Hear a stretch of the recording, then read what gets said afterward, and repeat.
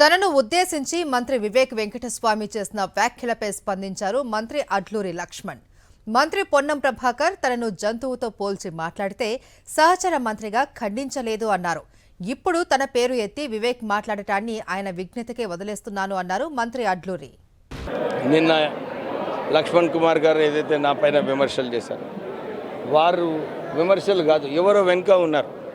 ఎందుకంటే తప్పుడు ప్రచారాలు ఏదైతే చేశారో, నేను స్టేజ్ మీద కూర్చున్నాను వెళ్ళిపోయినాడు అని చెప్పినారు, అది తప్పు. తర్వాత కాకా వెంకటస్వామి గారి ఇన్విటేషన్లో వారి పేరు లేదన్నారు, అది నా బాధ్యత కాదు. అది ముఖ్యమంత్రి గారు, కల్చరల్ మినిస్టర్, వారు ఏది ఇవ్వాలి. అదే ఒక మంత్రి శ్రీధర్ బాబు గారి ఫాదర్ కూడా ఇదే సేమ్ ఉన్నది, దాంట్లో ఎవరి పేర్లు లేవు. అయితే కేవలము నా పైన ఏదో ఒకటి బురద జల్లాలని చెప్పి ఏదైతే ప్రయత్నం జరుగుతుందో, ఏదో విషయం లేని విషయం క్రియేట్ చేయడము, దాంట్లో మాలా మాదిగా అని చెప్పి ఒక విభేదాలు తీసుకురావడము, ఇది దళిత కమ్యూనిటీకి మంచిది కాదు. వెంకటస్వామి గారి యొక్క జన్మదినం అనేది నేను ధర్మపురి నియోజకవర్గం లోపల అత్యంత వైభవంగా జన్మదిన వేడుకలు జరుపుకొని నేను హైదరాబాద్ పోయినా.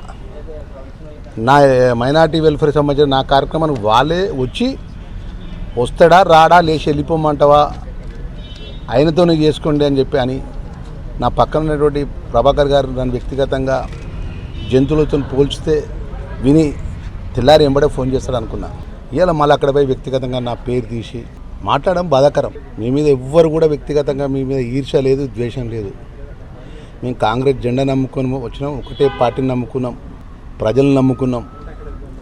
ఒకటే పార్టీని నమ్ముకొని ప్రజలను నమ్ముకొని దేవుడి యొక్క దయతో, నరసింహస్వామి దయతో ధర్మపురి ప్రజలతో శాసనసభ్యుడిగా ఎన్నుకొని ఇలా రాష్ట్ర క్యాబినెట్లో అవకాశం నాకు వచ్చింది తప్ప నేను ఎవరి మీద ఈర్ష్య లేదు. దయచేసి ఆయన అట్లా మాట్లాడడం అనేది ఆయన విఘ్నతకు ముందు పెడుతున్నాం. ఎందుకంటే రేపు జూబ్లీహిల్స్ ఎలక్షన్స్ కాంగ్రెస్ పార్టీ గెలవాలి, మా కాంగ్రెస్ పార్టీ ముఖ్యం మాకు.